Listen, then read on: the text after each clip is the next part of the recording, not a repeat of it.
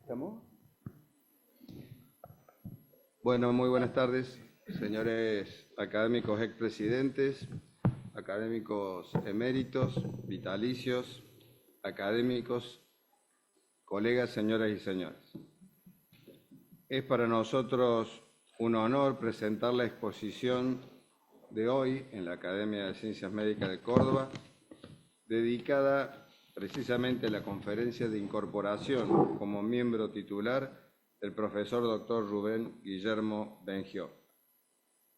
El profesor doctor Bengió disertará sobre medicina translacional en oncourología, un tema clave que integra avances científicos básicos con la práctica clínica para mejorar el diagnóstico y el tratamiento y pronóstico de cánceres urológicos. Profesor doctor Rubén Bengió, en este momento solemne de su incorporación como miembro titular de la Academia de Ciencias Médicas, le extendemos nuestra más cálida bienvenida con profundo afecto y respeto por su trayectoria. Que esta nueva etapa sea de mutuo provecho, enriqueciendo con su aporte los trabajos de la Academia y brindándole a usted un espacio académico para seguir impulsando las ciencias médicas. En una analogía, estimado doctor, analogía médica, bienvenido al cerebro y al corazón de la Academia. La presentación formal del doctor Bengió estará a cargo del académico emérito, doctor Eduardo Moreno, a quien agradezco su gentileza y particularmente sé que, además de su vocación para la presentación formal, tiene un profundo afecto en esta instancia. Así que, doctor, le habilito a la presentación formal. Bueno, muchas gracias, doctor. ¿Funciona? Bien. Bueno, esta es mi computadora tradicional, que no falla. Y nos hacemos cargo de esto. Señor presidente de la Academia de Ciencias Médicas, académico doctor Cayetano Galetti, señor presidente honorario de la Academia de Ciencias Médicas, hoy en ausencia, académico emérito Zenón Fanelo, señores académicos, familia de Rubén Guillermo, señoras y señores. El señor presidente y la honorable comisión directiva me convocaron para presentar en el seno de la Academia al profesor doctor Rubén Guillermo Bengió, hecho que implica un gran desafío o quizá algo más. Designación que me honra más allá del afecto porque conozco no solo el desarrollo de sus esfuerzos, sino el origen, sus fuentes, sus responsabilidades, el equilibrio entre la medicina y la familia. Comenzaré por el principio. Hijo de Rubén Hugo y de doña Nelly Monge, casado con Verónica, por favor, la primera foto. Con Verónica Cucciaro, padre de 4 hijos, una familia que jugó un rol especial, sumando sacrificio y esfuerzo, y le brindó apoyo incondicional para encarar y comprender lo que le marcaban sus sueños e inquietudes. No es fácil acompañar, Verónica, la vida de un médico. Entre los datos personales voy a decir que Guillermo, de 57 años de edad, es médico cirujano, egresado de la Facultad de Ciencias Médicas de la Universidad Nacional de Córdoba, con promedio general de 9.38, hecho que ya marca el inicio de su trayectoria. Para saber la verdad, decía Bacon, nada mejor que conocer el comienzo de las cosas. Es doctor en Medicina y Cirugía, título otorgado por la Universidad Nacional de Córdoba, y su tesis, Cirugía conservadora de los tumores de riñón, marca o descubre su interés por la patología neoplásica renal, así como la importancia de la conservación del órgano, demostrando destreza, conocimiento anatómico y quirúrgico y criterio oncológico claro. Me ha tocado compartir el quirófano con él. Es magíster en urología, otorgado por la Tech Education Rights en colaboración con el Centro de Estudios Universitarios de la Universidad Cardenal Herrera de Valencia. Y en la especialización, es especialista en urología, señalar algunos aspectos, aprobado con distinción en la Pontificia Universidad Católica de Chile, con un plan de especialización en urología que comprende una residencia en cirugía general de 2 años, realizados en el Hospital Italiano de Córdoba, y una residencia de urología de 2 años, y señalo este hecho por su relación con el trasplante de órganos. Ha sido refrendado un año más tarde, mediante examen, por supuesto, por la Universidad Nacional de Córdoba. A nivel institucional se ha desempeñado como encargado del programa de trasplante renal del Hospital Córdoba desde el 95 al 2005 y es director del Centro Urológico Profesor Bengiol. Actualmente, y para enfatizar, es director y cofundador del posgrado de urología del Servicio de Urología del Centro Urológico Bengiol, avalado por CONEAU, y también es director de posgrado en la Clínica Universitaria Reina Fabiola, Ministerio de Salud de Córdoba, Universidad Católica, también avalado por CONEAU. Es jefe del Departamento de Urología. En lo que hace a la docencia, luego de cumplimentar la carrera docente, fue profesor adjunto por concurso y ahora profesor titular de dedicación semi-exclusiva también por concurso en el Hospital Tránsito Cáceres de Allende. Miembro titular de distintos comités evaluadores y de comisiones asesoras de desempeño docente, y quizá uno de los hechos más relevantes de su carrera es la creación de la maestría en urología oncológica en la Facultad de Ciencias Médicas, primera en el país. Este título ha sido oficializado por CONEAU y otorga el título de posgrado de magíster en urología oncológica.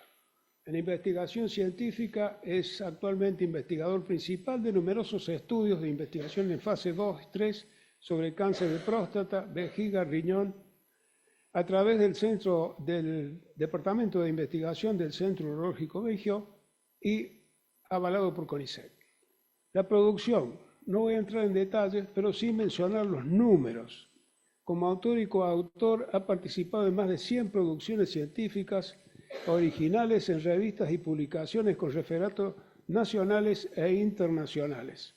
Y también alrededor de 300 trabajos, póster, etcétera, y 20 premios en distintas presentaciones en congresos, jornadas, etcétera. Las membresías. Es miembro honorario nacional de la Sociedad Argentina de Urología y de la Sociedad Chilena de Urología. Miembro internacional de la American Urological Association y miembro activo de la Société Internationale d'Urologie en Shanghái, China. Miembro de la Latin American Renal Cancer Group, entre otras.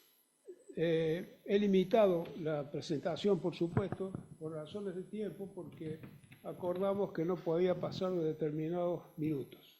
Los cargos desempeñados en sociedades científicas, bueno, presidente, por supuesto, de la Sociedad Urológica de Córdoba, presidente, foto por favor, presidente de la Federación Argentina de Urología en 3 periodos. Esta es una reunión de presidentes de las distintas sociedades de urología representando al mundo urológico. En el extremo derecho y arriba se lo ve al profesor Bengiol haciendo acto de presencia. Y bueno, hoy la academia se continúa renovando, aunando la experiencia de los mayores con las ideas y aportes de los académicos entrantes. y me parece que soplan renovados vientos.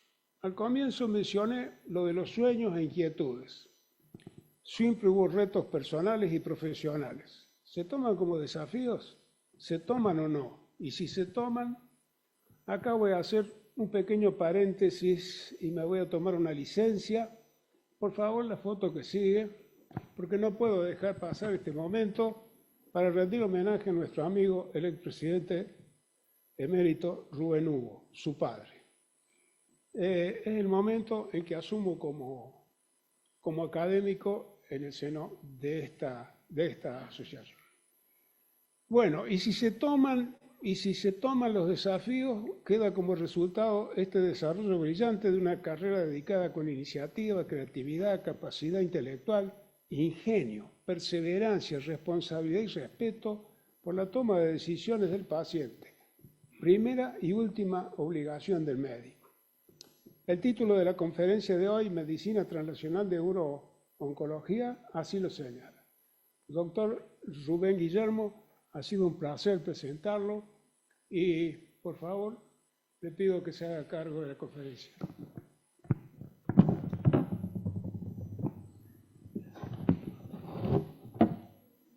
Bueno, muchas gracias a todos por venir. Espero que puedan disfrutar de esta pequeña conferencia, que es una mirada actual con relación a lo que está sucediendo en medicina, pero no solamente en medicina, no solamente en urología.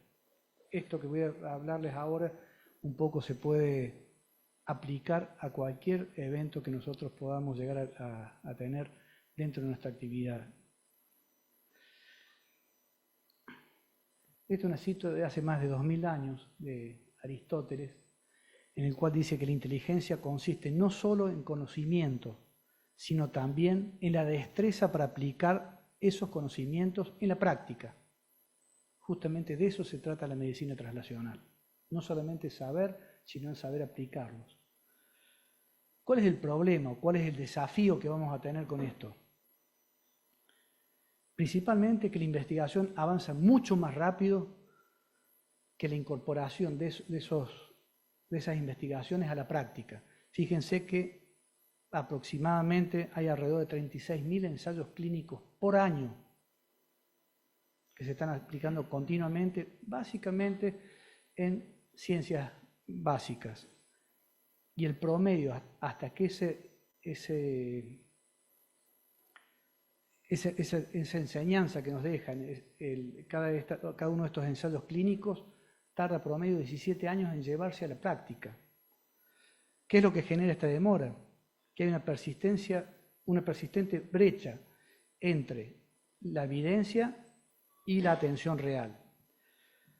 Y esto hace que muchas veces los pacientes no reciban la atención recomendada, pueden recibir cuidados innecesarios y eventualmente deleterios para su salud.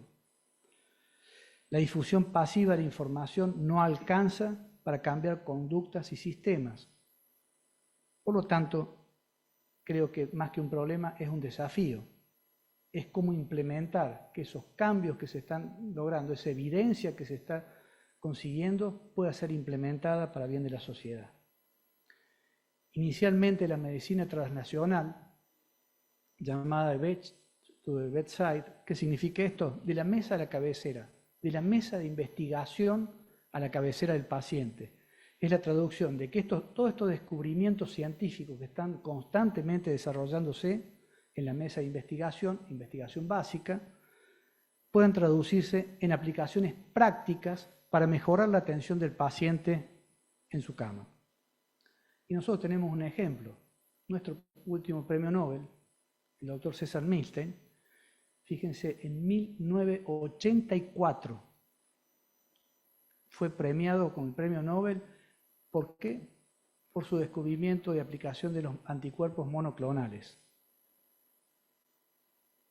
Uno de los primeros anticuerpos monoclonales que surgieron, fíjense la fecha, en 2014, 30 años después, se comenzó a aplicar en forma sistemática.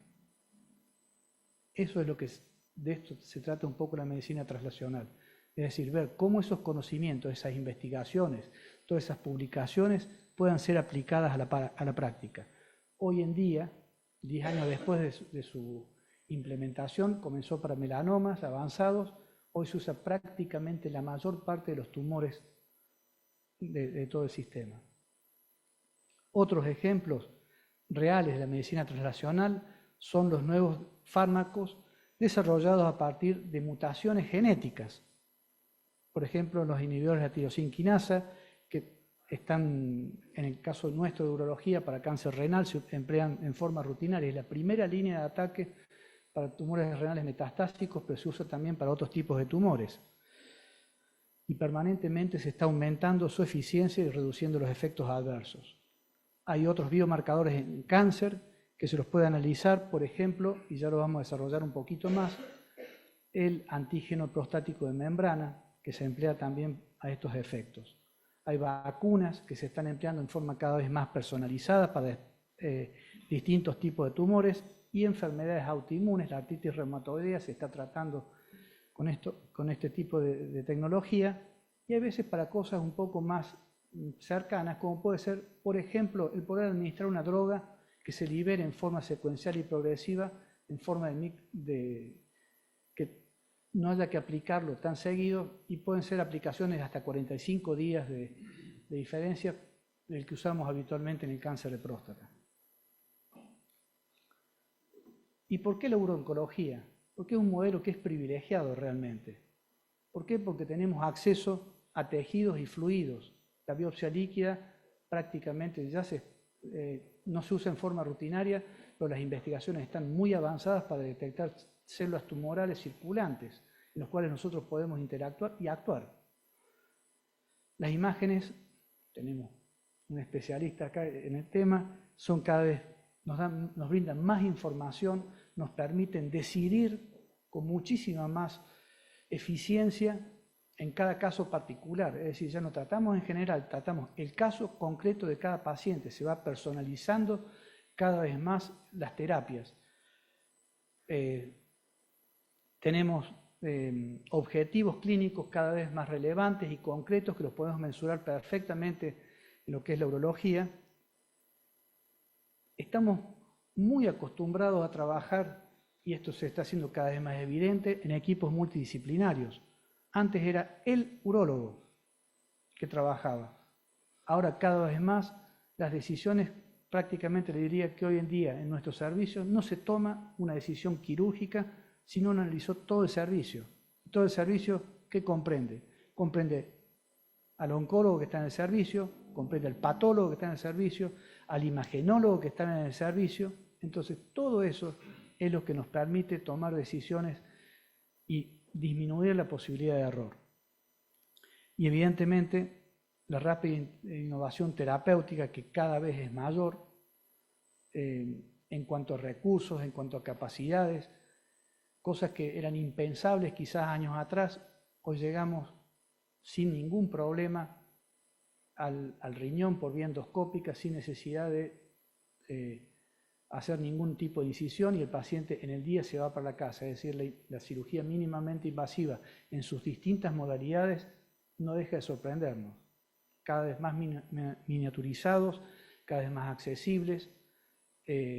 Podemos resecar tumores uroteliales altos por vía endoscópica, que si ustedes me preguntan 2 o 3 años antes, no había chance, era sacar el riñón.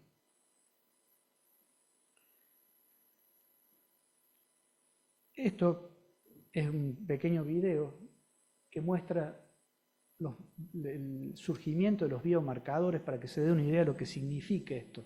¿Cuánto nos ha cambiado? Esto podría parecer una película de ciencia ficción. En realidad hay un marcador, que es el antígeno prostático de membrana, el PSMA, que está presente cuando el cáncer de próstata avanza más allá de la resistencia hormonal. ¿Qué es lo que sucede? Se han encontrado biomarcadores que interactúan específica y puntualmente con este antígeno de membrana en las células tumorales, y se les ha podido adosar otra molécula. En este caso que está acá, se adosan moléculas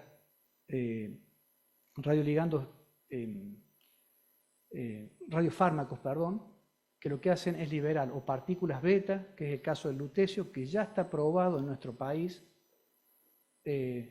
también en la FDA obviamente, y próximamente el actinio, que libera partículas alfa, y que también, ¿qué es lo que hace? Cuando hay metástasis viscerales, ganglionares con hueso, puntualmente actúan ligándose a ese PSMA e irradiando en forma ultraselectiva estas células tumorales. Insisto, esto parecía ciencia ficción no hace mucho, y ahora ya es una realidad que está en nuestro país. ¿Por qué hablar de esto ahora? Bueno, queda un poquito corrido ahí la diapositiva, de todas maneras, porque la producción de conocimiento crece muy rápido. Como les mostraba recién, es incesante la producción científica que hay, los ensayos que se están permanentemente publicando, y en oncología convivimos con todo este desarrollo, este bombardeo constante que tenemos de publicaciones, que nos hace a veces muy difícil poder absorberlo todo. La biología tumoral cada vez más compleja, nos damos cuenta que no era el tumor de próstata, sino que es una serie de clones celulares que están dentro de ese tumor, sobre los cuales tenemos que actuar. Tenemos publicaciones y guías permanentemente, para que ustedes se den una idea de los cambios que hay tan terribles, y terrible es la palabra, que en los últimos 6 años se cambiaron 3 veces las guías para cáncer de próstata. Una guía antes duraba 15 años, 10 años, ahora en 6 años se cambiaron 3 veces y probablemente este año se cambien de nuevo. Entonces, realmente es notable la cantidad de información que estamos permanentemente recibiendo.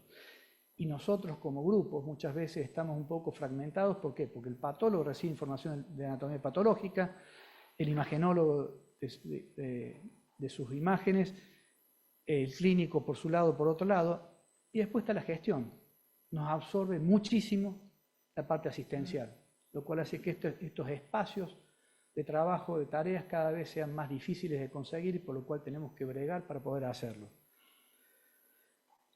Y por último, y no menos importante, y ya van a ver por qué necesito hacer hincapié en esto, es la implementación de esta tarea. Todos estos conocimientos tienen que implementarse, tienen que llegar a la población. No es para un grupo de pacientes, es para que la sociedad efectivamente se beneficie. Esa sociedad que nos ha permitido a nosotros hoy ser médicos, o de la especialidad que sea, hicimos una carrera universitaria. Entonces, eso es lo importante, ver cómo podemos implementar, cómo podemos llegar. Entonces, esa brecha crítica ya no es solamente generar evidencia, como lo mencioné inicialmente, sino lograr que esa evidencia circule, se contextualice y se mensure, se mida, se audite. ¿Realmente este cambio significó algo o fue un cambio que se fue y desapareció? Entonces, del concepto inicial que les mostraba de medicina translacional, vemos que no es solamente del banco a la cama, no es solamente de la mesa de investigación al paciente, es un continuo que va a conectar permanentemente lo que es la biología, lo que es el paciente, y acá por primera vez metemos al paciente al medio, porque lo vamos a tener que considerar en toda su complejidad, y lo que es el sistema en el que estamos inmersos. Entonces, el conocimiento translacional ya no es una cuestión de ida en el cual se generó una investigación y se trató de aplicar. Va a tener que haber un feedback en el cual, ¿por qué a este paciente le fue mal con este tratamiento? Vuelve a investigación. Es decir, no sigue derecho, no se implementa, no se impone. Se tiene que consensuar, se tiene que discutir. ¿Para qué? Para que ese conocimiento quede. Esto de la investigación translacional es relativamente nuevo, empezó en el 2006, en el cual el Instituto de Salud, tanto de Estados Unidos como las investigaciones en Europa también, empezaron a lanzar estos programas de premiación y con el objetivo de impulsar los centros de investigación en todo el país. El objetivo fue el desarrollo de equipos multidisciplinarios para tomar descubrimientos científicos y convertirlos en tratamientos, tratar de reducir esa brecha. Además de los centros académicos, empezaron a participar las fundaciones, la industria, organizaciones relacionadas con distintas patologías, hospitales y sistemas de salud. De hecho, ya hay revistas que hablan del tema. Por lo tanto, ¿qué es la medicina translacional? Ya dijimos que no es solamente llevarlo de la mesa de investigación al paciente, sino esta medicina empieza a traducirse en dos bloques diferentes. Un bloque es la transferencia de nuevos conocimientos de los mecanismos de las enfermedades obtenidos en los laboratorios para el desarrollo de nuevos métodos de diagnósticos, tratamientos y profilaxis. Y el segundo bloque, que es quizás el menos apreciado, pero es el más importante, que es la traducción de los resultados de los estudios clínicos a la práctica clínica diaria y la toma de decisiones en salud. Esto implica, por lo tanto, esfuerzos muy diferentes. De nuevo, no es un camino de ida, es un camino que permanentemente va a estar fluyendo y se va a tomar como un continuo. Primero, el descubrimiento de alguna alternativa terapéutica o diagnóstica, se hace la traducción con pruebas iniciales de factibilidad, se tiene que validar clínicamente a través de guías, con ensayos, comparaciones con el estándar, el cuidado de estándar, luego implementarlo. Y acá empieza la parte más compleja. ¿Cómo implementamos esto? Que en principio nos llega un paper y nos dicen, esto funciona. Hoy llegó una publicación donde decían, el cáncer de próstata probablemente se convierta y pronto en una enfermedad crónica, curable. Hoy llegó eso. La implementación de esa idea, de ese primer resultado, es lo complicado. ¿Por qué? Porque tenemos que ver circuitos reales. ¿Qué es lo que sucede en los equipos, en los servicios, que a veces no somos tan abiertos a los cambios? No nos es tan fácil decir, bueno, venga, vamos a aplicar esto. Y finalmente, lo más complejo de todos, pero es lo que realmente sirve, es el impacto en la población. ¿Cuáles son los resultados en salud? Si esto es accesible para todo el mundo o no, cuáles son los costos y si eventualmente repercute en la política sanitaria. El bloque 1, que es el que mencionaba primero de investigación, requiere maestrías en biologías moleculares, genética, ciencias básicas, científicos capacitados, laboratorios fuertes con tecnología de vanguardia, infraestructura institucional de apoyo. En esto es básicamente donde se hace muchísimo hincapié. Y nosotros como servicios, como médicos, muchas veces decimos, investigación es esto, y nada más que esto. Y no, justamente nos falta el bloque 2. Esto es lo más importante de todo porque es lo que impacta en la sociedad. En este bloque 2 es lo que ocurre en el hospital, pero también lo que es atención comunitaria y ambulatoria. Es donde los resultados del T1 llegan al público. T2 requiere otras habilidades distintas. Epidemiología clínica, ciencia de comportamiento, ciencias de educación, política pública, financiamiento, rediseño de sistemas, informática. Mi esposa es odontóloga y estuvo hace poco en un congreso y resulta que les informaron, voy a explicar algo bien concreto. Todos sabemos el tema de la comida saludable en los colegios. Los brasileños presentaron un trabajo que el índice cariogénico que tenía era 7 veces menor que el índice cariogénico que tenemos acá. Todo esto de la comida saludable lo sabemos todos. Hace rato que se viene insistiendo eso. ¿Cuál es el problema? Que jamás se implementó. En Brasil lo implementaron y los resultados ya están a la vista. Es decir, no fue el resultado de un paper que dice comiendo saludablemente, comiendo manzanas, frutas o lo que sea, van a disminuir las caries. Ya se publicó y se sabía. Ahora, esa publicación hay que llevarla a la práctica, hay que implementarla por medio de los educadores. Por eso hablo que no están comprometidos solamente nosotros como médicos, es el Estado, es la sociedad. Si eso se puede implementar, realmente los resultados sirven. Si no, queda solamente en un paper. Todos sabemos que la comida saludable hace bien. ¿La implementamos en la escuela con nuestros niños? No. No quiero ni hablar del celular.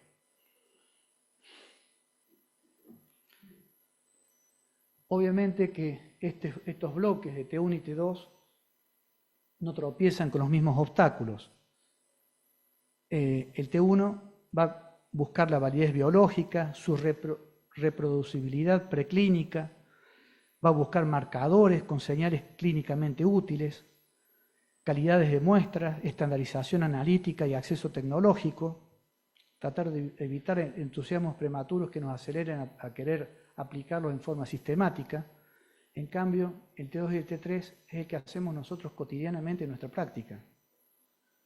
Ver las guías, los recursos, qué procesos hay, la cultura del equipo, la formación del personal, recurso humano es fundamental y ahí quizás es donde estamos fallando un poquito ahora.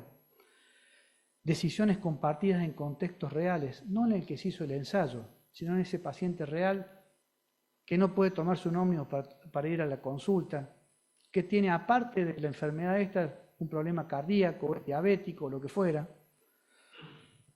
Y por eso es tan importante la auditoría que se haga de los entes gubernamentales de salud, la retroalimentación para que el T1 pueda modificar lo que haya que modificar para que eso sea aplicable, y el monitoreo de adherencia. Si no se incorpora a la sociedad esto, no sirve tampoco. Hay dificultades de acceso, tiempos y fragmentación entre todos los actores. Por lo tanto, insisto, no alcanza con tener evidencia, sino que hace falta una arquitectura institucional para volverla una conducta cotidiana. Tengo la suerte de estar en una institución donde esto se está poniendo en práctica cada vez más y les aseguro que esto que está en palabras cuesta. No es fácil modificar nuestra conducta a lo que estamos acostumbrados a hacer, porque a mí me fue bien con esto. Hay que cambiarlo y nos cuesta a nosotros como servicio.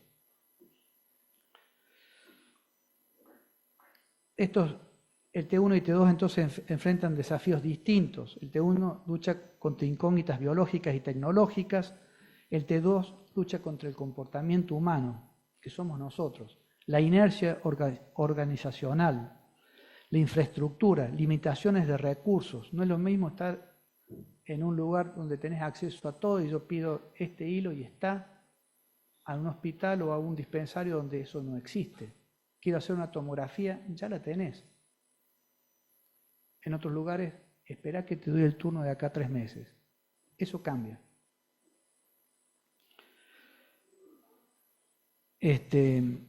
Muchas veces, por eso el T1 eclipsa, deslumbra a todo el mundo pensando que es lo mejor que hay. Ahora el T2 es lo que realmente impacta. Fíjense lo que significa en inversiones. En el T2 en Estados Unidos se invirtieron $22.000 millones para T1. Solamente 800 millones para ver si eso realmente se está implementando.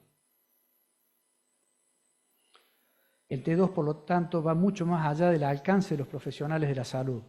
Los ejecutores de este bloque T2, de esta aplicación práctica, incluye a los pacientes, a los administradores de salud pública, empleadores, funcionarios, reguladores. El T2 obviamente es el que beneficia en definitiva al paciente. El T1 puede lograr la investigación en pequeñas cohortes de pacientes. A nivel poblacional es el T2 el que impacta. Por lo tanto, es muy importante ver que esto realmente se implemente. Fíjense lo que es una humanización sanitaria, de pequeños cambios que se hacen en las distintas instituciones pueden producir gran impacto. Esto, ¿qué es lo que sucede? Modificando espacios, comunicación, respetando tiempos y cargas, apoyo, y esto después me voy a dedicar un poquito más a lo que es escucha activa, el paciente como parte de la decisión. ¿Qué miedo tiene el paciente? Nos ha pasado a todos, tenemos una enfermedad, tenemos miedos nuestros. Y eso lo tenemos que compartir, lo tenemos que expresar. Culturalmente esto le interesa, no le interesa, hay pacientes que no quieren recibir transfusiones y nos tenemos que acomodar a eso de ahí. Esto es lo importante también entonces. ¿Y qué resultó cuando esto se empezó a aplicar? Que hubo menos fatiga y burnout en el equipo de salud, un mejor ambiente laboral y el paciente lo percibió como más calidad. de atención. T1 y T2, por lo tanto, no compiten, se complementan. Los desafíos típicos de T1 son incógnitas biológicas y tecnológicas, complejidades regulatorias y de ensayo clínico. El T2, básicamente, los desafíos es nuestra conducta humana y organizacional.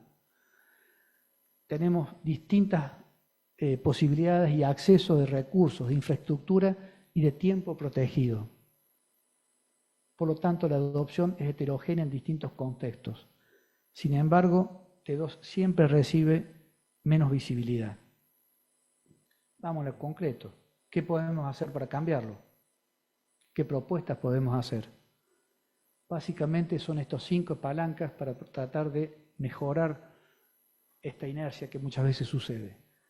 Colaborar, integrar, gestionar, estructurar y practicar la medicina basada en la práctica. La primera, la colaboración, de nuevo, tiene que ser de ida y de vuelta. El circuito se vuelve útil cuando la pregunta clínica y la biológica se alimentan mutuamente. No puede estar escindidas una de otra. Permanentemente, si hay un proyecto de investigación, un resultado de un ensayo, se puede aplicar, pero si hay que modificarlo, se modifica. Un ejemplo lo tuvimos hoy con las ureteroscopías que les mencionaba recién, estos ureteroscopios flexibles. Nosotros si usamos láser como fuente de energía, eso calienta dentro del riñón el órgano. El ureteroscopio flexible ya estaba diseñado, llegamos hasta el riñón. Ahora, ¿qué hicieron? Volviendo a la investigación, pusieron un sensor para ver cuál era la temperatura que estaba alcanzando y cuánto alcanzaba una temperatura crítica. ¿Para qué? Para evitar lesionar el riñón. Eso es el ida y vuelta. El ureteroscopio flexible estaba. ¿Qué nos dieron? Mecanismos para prevenir daños. Sabemos también que no tenemos que exceder determinada presión dentro de la vía urinaria. ¿Por qué? Porque bacterias que pueden estar dentro de la vía urinaria pasan a circulación general y puede haber una sepsis. Hay algunos ureteroscopios que ya vienen con una detección de la presión intracavitaria en la pelvis renal. Todo eso son los que nos permiten mayor seguridad, pero es esta interacción de ida y de vuelta. No es solamente, insisto, nos imponen este ureteroscopio y nos quedamos con eso. No, se perfecciona, se mejora, se toman medidas de seguridad en base a esas modificaciones. En el caso nuestro de urooncología, cada vez utilizamos más marcadores tumorales, el BRCA1, el BRCA2, el ATM para próstata. Estos son, y para vejiga el factor de crecimiento de fibroblastos, son cosas que nosotros estamos usando en este momento en protocolos de investigación que se están haciendo en nuestro centro. Es decir, no son cosas extrañas, lo estamos haciendo, ya lo estamos aplicando. Hay pacientes que se están beneficiando, pero estamos todavía en T1. No lo podemos todavía largar a T2 para el uso indiscriminado de toda la población, hasta que veamos que es seguro y que el beneficio supera el riesgo. Integración, hablamos también, integrarla, y esto es un poco más complejo, integrar la naturaleza del conocimiento profesional. Hay conocimientos que son explícitos y conocimientos que son tácitos. El conocimiento explícito es lo que nosotros encontramos en todos los libros de textos, en todas las publicaciones, en las bibliotecas, en las guías. El conocimiento tácito, que ahora nuevamente ha empezado a adquirir relevancia, antes decía la opinión de expertos la que menos validez tiene, no. Justamente lo que se está poniendo en relevancia es que la experiencia sí tiene valor y mucha. ¿Por qué? Porque esto es lo que se comparte permanentemente por debates, por ateneos, hasta en charlas de WhatsApp. Hay grupos de WhatsApp donde nos juntamos los que hacemos urooncología, los que hacen endurología, y se debate y se plantean casos clínicos, y allí donde nosotros estamos aplicando la experiencia nuestra por sobre el conocimiento tácito. Nosotros habitualmente, intuitivamente, mezclamos las dos cosas, las usamos a las dos, lo que nosotros conocemos y nuestra experiencia. Esto es la integración del conocimiento profesional. Este conocimiento útil es integrado, es lo que realmente influye en la toma de decisiones y produce también un cambio en la práctica, que es lo que buscábamos. También es necesario crear oportunidades y ámbitos para reflexionar para esta práctica. Y ese es el aspecto que estamos fallando. ¿Por qué? Porque últimamente, y nos pasa a nosotros como grupo, somos 12 urólogos en el grupo nuestro, y cada vez estamos tan presionados por la parte asistencial que no tenemos un tiempo para pensar. Es lo que pongo acá como pensamiento protegido. Les aseguro que publicamos mucho más antes que ahora. Antes llegamos a publicar hasta 6 trabajos por año. En este momento estamos en 2, bajamos ni mucho. ¿Por qué? Porque la parte asistencial nos está ganando. Esa sedimentación de los conocimientos es lo que necesitamos cada vez más y nos está costando un poco y exige un poco más de sacrificio. Perdón. Porque las que pierden son las familias nuestras muchas veces. Porque sacamos tiempos a ellos para dedicarnos a otras cosas. El conocimiento explícito entonces y el tácito son los que permiten una integración y una decisión clínica con un cambio de práctica, pero para ello necesitamos ese tiempo protegido. Gestión inteligente de conocimiento, el tercer punto. ¿Dónde se tranca? Tenemos cada vez exceso de publicaciones, no alcanzamos a analizar todo lo que nos llega demasiada información, hay veces contradictoria. Hay sesgos en la publicación, que es otra de las causas por las que disminuimos las publicaciones en las revistas que antes publicamos. Ahora nos cobran $2.000 para publicar. Y bueno, las que publicábamos nosotros, así dijimos, listo, hasta acá llegó mi amor. Pero es caro. Y si queremos acceder a las publicaciones de determinadas revistas, también hay que pagar. Entonces, es un problema eso, es una traba que estamos encontrando. Hay dificultades para recuperar o para poder analizar lo que es relevante, lo que es en tiempo real, y tenemos poco almacenamiento sistemático del conocimiento tácito. Esto de las guías que le digo que se están renovando cada vez más rápido, nos impide a veces sedimentarlas, nos impide aplicarlas en la práctica habitual. ¿Cómo hacer para destrabarlo?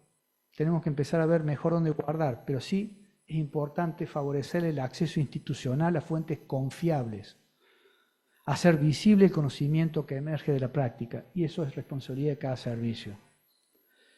Tenemos herramientas estructuradas de conocimiento, como las guías clínicas, las revisiones sistemáticas, los consensos, el medio Cochrane, pero no reemplazan el juicio clínico ni el contexto de cada paciente especial. La medicina basada en la evidencia y la práctica basada en la evidencia, y acá me voy a darle un poco más de lugar a la práctica basada en la evidencia. La medicina basada en la evidencia es lo que nos dan las publicaciones, el conocimiento tácito. La práctica basada en la evidencia es la integración de la mejor evidencia con la experiencia clínica. ¿Qué es lo que me interesa de esto? ¿Por qué va la traslación? ¿En qué significa esto acá? Que ahora no solamente tenemos la medicina basada en la evidencia, que nos brinda la mejor evidencia clínica, sino que tenemos también la experiencia clínica, que es la práctica basada en la evidencia, sumado a los valores del paciente, lo que mencionábamos antes. ¿Cuáles son sus preferencias? ¿Cuáles son sus objetivos? La tolerancia al riesgo, su situación vital. No todos le vamos a hacer exactamente lo mismo, y con ello nosotros vamos a poder hacer una decisión clínica más adecuada. Es decir, sin el contexto del paciente, la evidencia sola no alcanza para decidir bien. En los países en desarrollo, vendríamos a ser nosotros, tenemos que tener en cuenta que tenemos pocos recursos. Esto nos obliga a priorizar mejor lo que necesitamos. ¿Qué desafíos tenemos? Tenemos una capacidad que es limitada para generar conocimiento propio. No podemos investigar todo lo que se nos ocurra. Es costoso. Por lo tanto, nos obliga a tomar lo que ya medianamente está andando para poder validarlo y ver qué cosas de los que funcionan en otros países, acá en nuestra realidad funcionan. Tenemos acceso desigual a bases de datos, que es lo que mencionaba recién, tecnologías y tratamientos, y por ahí tenemos riesgo de adoptar en forma tardía o a veces promocionar tratamientos que todavía no están maduros suficientemente. Pero también tenemos oportunidades en el cual podemos priorizar intervenciones que sean costo efectivas, que ya demostraron valor y que son útiles. Podemos fortalecer regulaciones, guías y revisiones para las decisiones públicas sólidas. Desde la academia, yo recuerdo hace un par de años, se priorizó con la doctora Pielny, que estuvimos haciéndolo, el tema de actualizar a nuestra idiosincrasia, perdónenme la digresión de la palabra, qué es lo que eran las guías externas a lo que nosotros podíamos hacer acá, en Córdoba, con los elementos que teníamos. Eso es medicina translacional. Y eso me acuerdo muy bien que fue avalado e impulsado por la Academia de Medicina. También tratar de adoptar todos estos cambios en forma crítica, no automáticamente. ¿Y por qué presento esto en la Academia? Porque los asesores de los Institutos Nacionales de Salud en Estados Unidos, justamente es la Academia de Medicina, las academias médicas, el Instituto Médico. Entonces, quizás nosotros podamos de alguna manera hacer un aporte para que esta medicina translacional realmente se reporte en un beneficio hacia la sociedad. ¿Qué reflexiones finales hay? Y disculpen la extensión. Primero, que la traducción o traslación eficiente de los resultados en la investigación es un problema que afecta a todas las áreas de la medicina y de la salud pública en general. Se requieren medidas en todos los niveles del sistema de salud, desde los consumidores, nuestros pacientes, hasta los profesionales, ministerios y organizaciones gubernamentales. Como miembros líderes del equipo de atención médica, tenemos que tomar conciencia y ser parte activa de este proceso que debe ser una parte integral de nuestras responsabilidades profesionales. La mejor traslación no es la más brillante en el laboratorio, sino la que mejora una decisión concreta para un paciente concreto y luego muestra su impacto. Sin circuito institucional, sin registro y fundamentalmente sin auditoría, es decir, si no controlamos que efectivamente ese cambio se implementa, les vuelvo a insistir con lo del fruto en los chicos, si no se controla que eso se haga, no se instruye, no se insiste en esto acá, la promesa translacional se queda en novedad y no mejora en lo asistencial.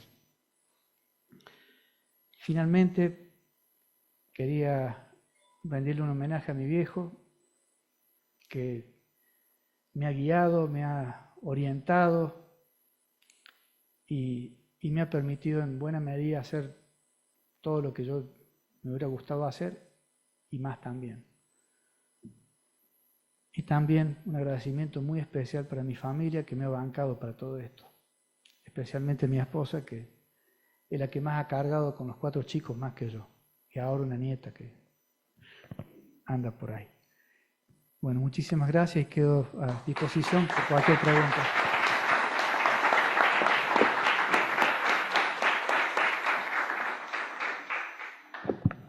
Bueno, vamos a pasar luego, Eduardo, si querés, a los comentarios, a las preguntas, ¿no?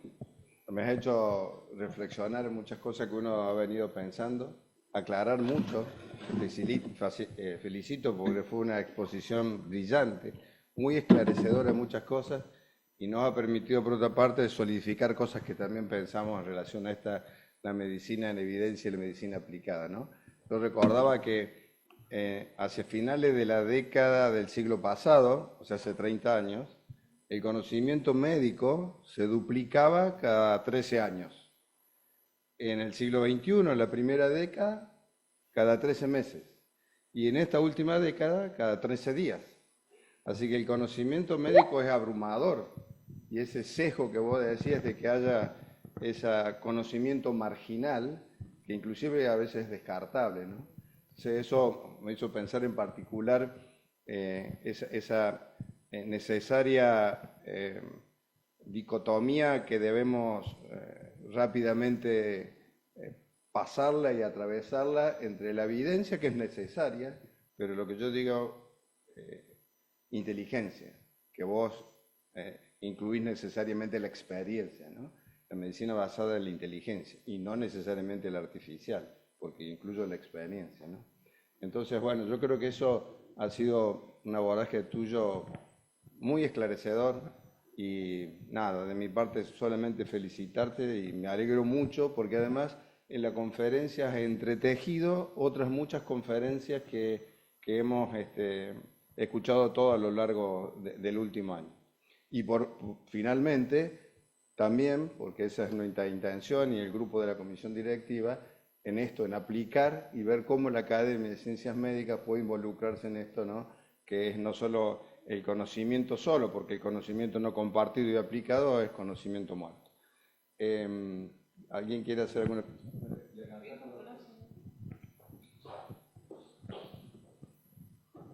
Bueno, primero que nada felicitarte, Rubén. Buenas tardes a todos. Me solidarizo con el homenaje a tu padre y en realidad, mientras escuché tu brillante presentación, yo como oncóloga general fui asociando lo que decíamos hace en el año 2009, no sé cuántos años son, 15, 16 años, que todos los cánceres de pulmón eran iguales, eran neuroendocrinos o cáncer de pulmón epidermoide o adeno y todos los marcadores que aparecieron gracias a la medicina translacional.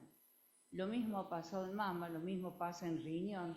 Si yo tomara la clase de riñón que me hiciste dar en plena pandemia, hoy es vieja, es antigua, y hoy sabemos un montón de cosas gracias a la medicina translacional. También quiero hacer la reflexión del alto costo que significan estos grupos multidisciplinarios y de la enorme importancia para el acceso de las poblaciones del mundo, no solamente de los países subdesarrollados o en vías de desarrollo, de la necesidad de ensayos clínicos que son los que nos proveen la posibilidad de la biopsia líquida, la posibilidad de los marcadores, la posibilidad del acceso, porque no hay forma de pagar las nuevas drogas que con la medicina translacional, la mutación A, con esta droga logra mutar. Y la gran experiencia, el hito histórico del BCR-ABL en la leucemia mieloide crónica, que se morían todos cuando avanzaban, en 6 meses, hoy se trata con una pastilla y cuando recaen con otra pastilla,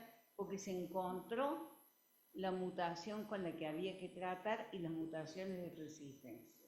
Entonces creo que todo esto, que es una revolución, en el caso mío, que partí de una placa de tórax y hoy estoy en inteligencia artificial y que realmente con vos compartimos muchas cosas, te felicito y creo que es una reflexión que todos los médicos que estamos, o todas las personas que estamos acá, sabemos que la revolución oncológica es de tal magnitud que los grandes sabios de la medicina oncológica dicen que no va a haber más tumores, va a haber mutaciones que se van a tratar. Si yo tengo la mutación X, no importa si está en riñón, no importa si está en pulmón, no importa si está en vejiga o en próstata. Lo que debemos tratar es la mutación. Y para eso hay que contar con medios y hay que contar con grupos de trabajo que discutan. Así que realmente te felicito y bienvenido a la casa. Muchas gracias. Muchas gracias. Y en base a lo que usted decía, doctora, en el último ASCO geniturinario lo que se anunció de alguna manera es el fin de la quimioterapia. Es decir, no se debiera emplear más la quimioterapia en forma indiscriminada, cada vez más puntual, más sobre terapias blanco. Bueno, Rubén, a esto lo podemos llamar un baño de realidad. Estamos en una cápsula. Así me siento con nuestra realidad. Cuando salgamos a la calle, que nadie nos asalte y todo lo demás. Es decir, que es un baño, es un sueño lo que se ha planteado. El futuro, en el mundo es futuro. ¿Cómo se va a implementar? ¿Qué rol jugamos nosotros como academia para ir adelante? Ese es el desafío. Cada uno en el lugar que nos toca estar, de una forma o de otra, que hagamos, aunque sea un pequeño aporte para que esto se haga realidad. De ahí lo que puse, que soplan vientos nuevos en la academia, porque hace falta gente, como es tu caso, como es de los colegas que se han incorporado, para que esto sea distinto, para que la academia tenga el poder, como fue mencionado en uno de los diapositivos, de ser parte de este cambio. Te felicito de nuevo y bueno, para adelante. Doctor Uribe. Doctor Bengió, felicitaciones, extraordinaria conferencia, no solo por la forma que la estructuró, sino los conceptos y la proyección de los conceptos. Esa es parte de mi agradecimiento. Una pregunta, doctor. En la categoría 2, ¿se está haciendo algo a nivel país de nosotros? ¿O es un deseo o un saber personalizado? Porque nosotros tenemos muchos saberes, pero no los trasladamos. ¿Hay una etapa de conjunto, como usted lo dice, para esta traslación que llegue al paciente?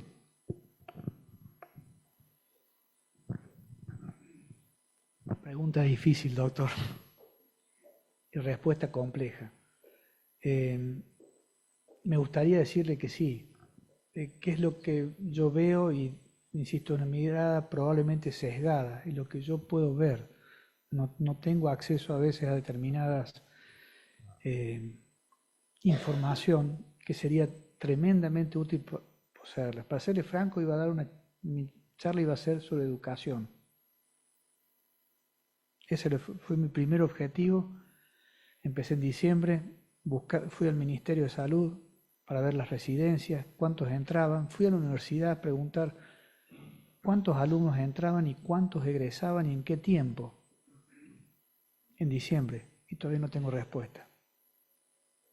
Y fui al decanato, y fui a la facultad, fui al ministerio para preguntar. O sea, hay un examen único de residencias, entonces hay especialidades que están faltando, urología entre ellas, y no se me brindó esa información. Está bien, quizás es información súper privada y debe ser tan compleja que no la quieren dar. Ahora, ¿qué es lo que yo veo? Que hay en determinadas instituciones que se está intentando hacer estos cambios. Pero son instituciones aisladas. Y salud pública no es solamente, desde mi punto de vista, lo que se hace en la parte de los hospitales públicos. Es todo. Empieza por las cloacas, empieza por agua potable. Eso es salud pública. Entonces, veo mucha desorganización estructural que debiera ser quizás un poquito más acotada. Los esfuerzos que están haciendo algunas instituciones privadas para tratar de darle cierta coherencia, cierto cambio, cierta mejora en la calidad de atención, son esfuerzos aislados que si no se plasman a través de un acuerdo que debiera haber con todas las instituciones de salud públicas, privadas, desde los distintos ámbitos municipales, provinciales y nacionales, la verdad es que lo veo difícil. Sé que se están haciendo, me consta que se están haciendo esos esfuerzos desde de algunas instituciones privadas, pero si lo vemos con realidad, esos esfuerzos son aislados y no son válidos y no sirven para cambiar nuestra realidad, que es lo que buscamos. Dijimos que queríamos mejorar a la sociedad, que este impacto de cambios llegue a toda la sociedad. Con esto no llegamos a toda la sociedad. Sí, está claro que si uno quiere ser como sociedad científica, como academia, individualmente un agente de cambio, necesita información. Y para plasmar la información necesitamos medirnos. No hay otra forma de informarnos bien que medirnos, auditorizarnos, como vos pusiste, sin ninguna duda. Lo felicito, doctor, porque, como me han dicho los que me precedieron, su exposición fue brillante y insistió a lo largo de toda su conferencia en la necesidad de la generación de conocimiento basado en evidencia y en la medicina translacional. Y también lo felicito por su optimismo, porque la verdad que en estos tiempos todo lo que usted plantea y lo que propone es lo que se está haciendo en el mundo desarrollado, que eso lo sabemos todos, pero mi pregunta iba, en el contexto de Sudamérica, en el contexto latinoamericano, que también han tenido vaivenes políticos, como pasa acá, porque es típico de Sudamérica, porque, digamos, en los países desarrollados hay ciertas políticas públicas que no cambian poco, pero el eje central sigue siendo más o menos el mismo. Entonces, ¿nosotros cómo estamos en ese concierto latinoamericano? O sea, frente a Chile, frente a Brasil, o sea, porque son con las personas con los países que nos podemos comparar. Es decir, ¿cómo están nuestras políticas públicas? Porque, y la última reflexión es que si no estamos en deuda nosotros como científicos, como agentes de salud, como en la difusión. O sea, yo creo que es tanto el trabajo que uno tiene que no le queda ese tiempo para expresar esta dificultad que estamos teniendo, ¿no? Entiendo que para sacarte de nosotros tenemos una respuesta como sanitarista. No, pero Tal vez en tu especialidad. de lo que yo conozco. En realidad hay varios aspectos que usted está mencionando que son para considerar. Conozco más Chile. Yo me formé allá como por urólogo, eso le pregunté, porque escuché y estuve que... hace un mes allá para ver el tema del robot. Sí, Estuve hablando mucho, pero no fui a ver el robot cómo funcionaba. Yo quería ver la estructura del robot. claro. Cómo se funciona, cómo se ¿Cómo lo maneja, generaron? cómo lo generaron y cómo lo están utilizando. Ajá. ¿Qué es lo que me llamó la atención? Por ejemplo, hay dos cordobeses que están allá en Chile, así que los conozco mucho y son muy amigos y pude hablar calzón quitado para hablar mal y pronto. Entonces, ¿qué me dijeron? ¿Sabes qué? El robot, nosotros tenemos, por ejemplo, en el hospital público de Chile, tiene un sistema de ISAPRES que es como las obras sociales nuestras, pero del hospital público nosotros, cada centro hace 6 casos que lo paga el Estado para que se hagan con cirugía robótica. Es decir, se les brinda de alguna manera acceso. Están mucho mejor organizados. Hay un esquema de una propuesta de sistema de salud que había hecho yo en el 2018, en el cual la universidad podía hacer o imitar, no estaba inventando nada yo, le aviso. Había tomado distintos sistemas de salud de distintos lados que conocía, de Estados Unidos, de Italia, de Colombia, de Venezuela y de Chile. El que más me gustaba es el de Chile en realidad. ¿Qué es lo que se hacía en ellos? Salir de la universidad, que es gratuita, devolvámosles a la universidad de alguna manera, Claro. qué es lo que nos ha dado. En Chile la universidad es paga y es cara. Aquellos que eran becados en la universidad, la forma de devolverle al Estado no era pagándoles plata, era hacer lo que se llamaba capitanías generales de zona. Claro. Se los mandaba a algún lugar, pero no se los mandaba, che, vos vas a ser neurocirujano y te voy a mandar a Temuco. No, se los mandaba a un hospital acorde para que pudiera desempeñar su especialidad. No solamente eso, se le daba facilidades en cuanto a créditos blandos para que pudiera tener su casa, para que pudiera mudar a su familia allí con él y de alguna manera que se afincara en ese lugar. Lo mismo nosotros, este plan lo había hecho para Córdoba, para la provincia de Córdoba. Yo viajo mucho por el interior, claro. yo voy a operar a Sebastián Elcano, que operamos en una cochera, le aviso, pero era la realidad hace 30 años. Me iba con mi valija y operaba en Sebastián Elcano, me iba toda la línea para el sur, para atrás la sierra, y conozco bastante la realidad de esos lugares. Actualmente todavía estoy yendo a Cruz del Eje. Entonces, una vez al mes nomás. Sí. Pero conoces mucho la realidad sanitaria he visto cómo han cerrado prácticamente todas las instituciones sanitarias. Entonces, si vos me preguntás si no hay un plan, y esto no fue por el tema de PAMI de ahora que cerraron, No, esto viene esto viene desde hace muchísimo tiempo. en caída, sí.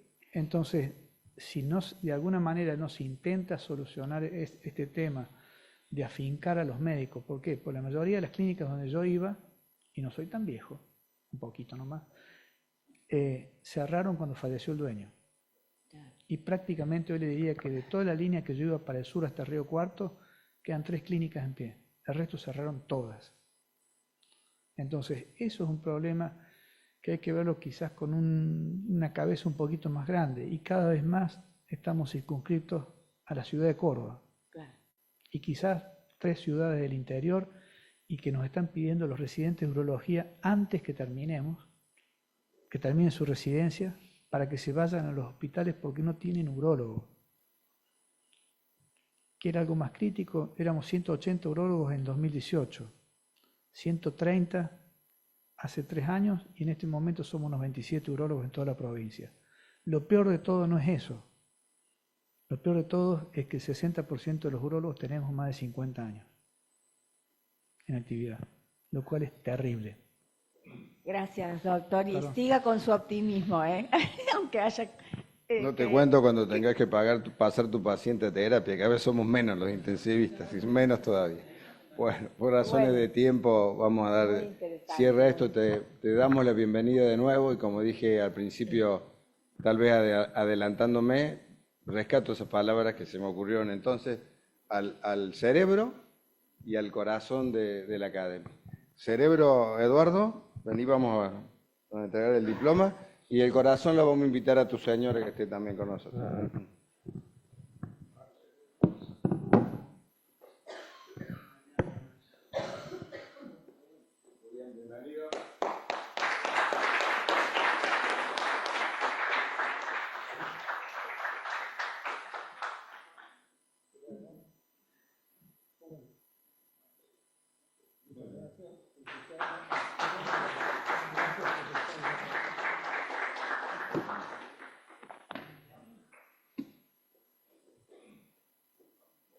Vamos a